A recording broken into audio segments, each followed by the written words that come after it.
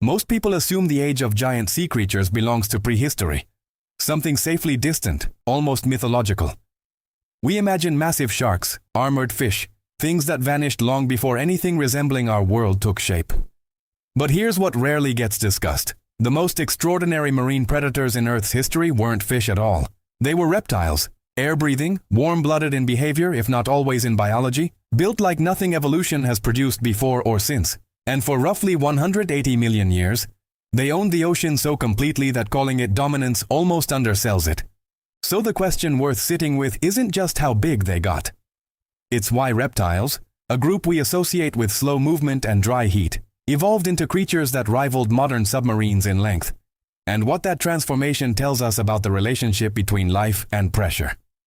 When paleontologists use the term marine reptile, they're not describing one group. They're describing several independent lineages that each returned to the sea during the Mesozoic era, roughly 252 to 66 million years ago. And each solved the problem of ocean life in radically different ways. Ichthyosaurs evolved first during the Triassic and converged so completely on a fish-like body plan that early fossil hunters assumed they were fish. Plesiosaurs split into two distinct forms: long-necked elasmosaurids with paddle limbs and necks that made up nearly half their total length, and pliosaurs, short-necked, enormous-headed predators that hunted with the logic of a torpedo. Then came the mosasaurs, Cretaceous lizards that grew into apex hunters with flexible jaws, powerful tails, and body lengths that, in some species, exceeded 13 meters. These weren't variations on a theme. They were separate evolutionary experiments, each beginning with a land-dwelling ancestor, each independently arriving at the conclusion that the ocean was worth entering and worth conquering.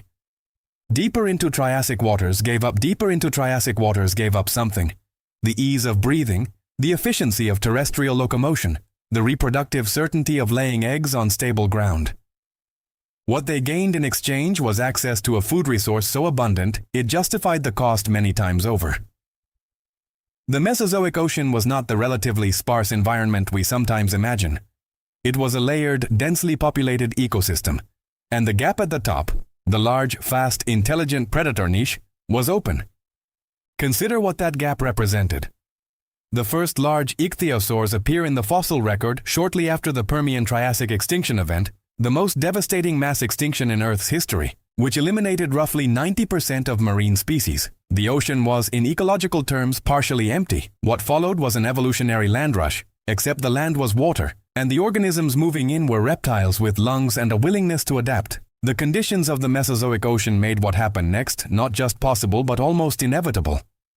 Sea temperatures were significantly warmer than today, particularly during the Cretaceous, when the western interior seaway split North America in two and shallow, warm, nutrient-rich water covered vast areas of what is now continental land. Warm water supports higher metabolic rates. Higher metabolic rates support larger bodies. Larger bodies require larger prey. And larger prey creates selection pressure for even larger predators. This is a feedback loop, and once it begins, it doesn't stop until something external interrupts it. The Ichthyosaur Shonisaurus sicaniensis, discovered in British Columbia, reached lengths of approximately 21 meters, longer than a city bus, heavier than anything alive in the ocean today except the blue whale. It lived during the late Triassic, roughly 215 million years ago, and it wasn't a freak outlier. It was the culmination of a size trajectory that had been building for tens of millions of years. The ocean had provided the resources, evolution had provided the design. The result was something that had no meaningful predator and no real competitor. Understanding how these animals actually functioned requires setting aside the image of reptiles as we know them. A Komodo dragon lying motionless in afternoon heat is not a useful reference point here. Ichthyosaurs show evidence of high metabolic activity in their bone structure.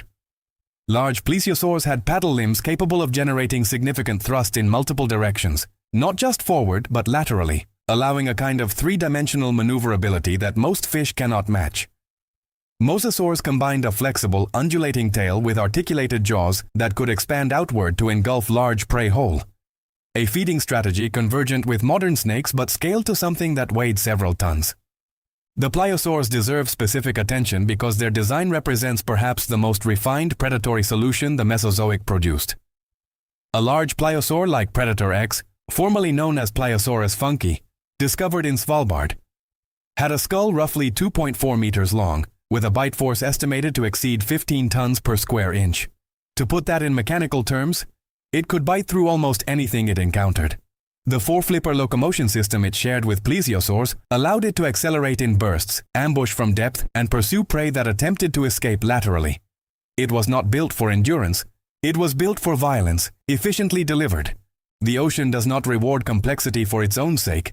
It rewards the precise application of force at the right moment. And everything about the Plesiosaur's design understood that.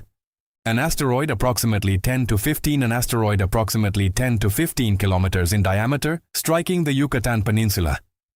The immediate effects were catastrophic. The longer-term effects were, in some ways, worse. Debris and sulfur ejected into the atmosphere reduced global temperatures and collapsed photosynthesis at the base of the marine food web. Phytoplankton populations crashed. Small fish and invertebrates that fed on them collapsed next.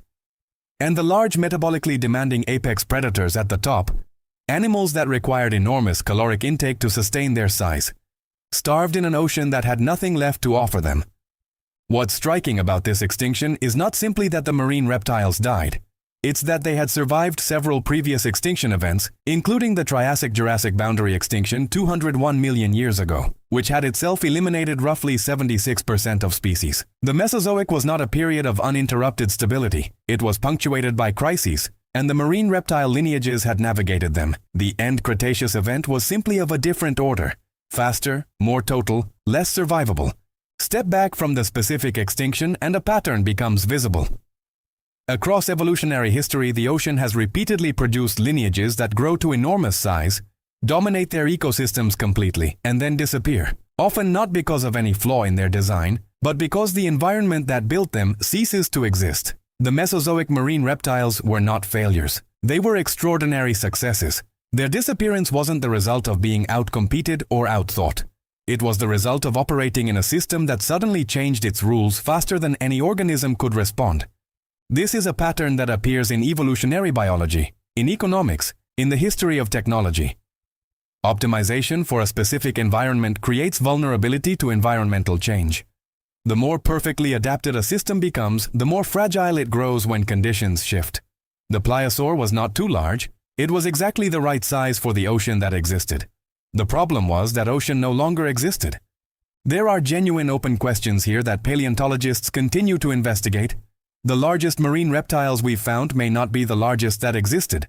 Fossilization is a selective process, and enormous ocean animals often sink to deep seafloor environments where preservation is poor.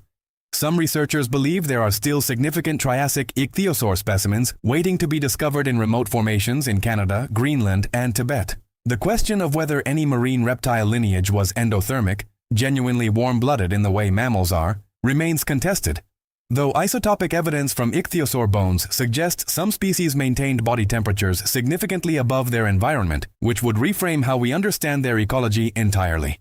There's also the question of behavior. We have bones, we have stomach contents, occasionally preserved in exceptional specimens, we have trackways and, in rare cases, soft tissue impressions. What we don't have is any real window into how these animals interacted socially, how they navigated, whether they communicated. The Mesozoic ocean is a story told almost entirely from its ending. There's something almost vertiginous about standing at a coastline and recognizing that the water in front of you once held animals larger than anything alive in it today.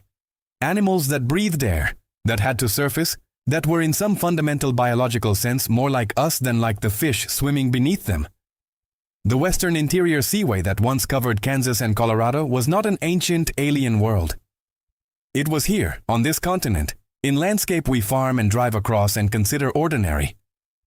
The bones that wash out of creek beds in South Dakota belong to.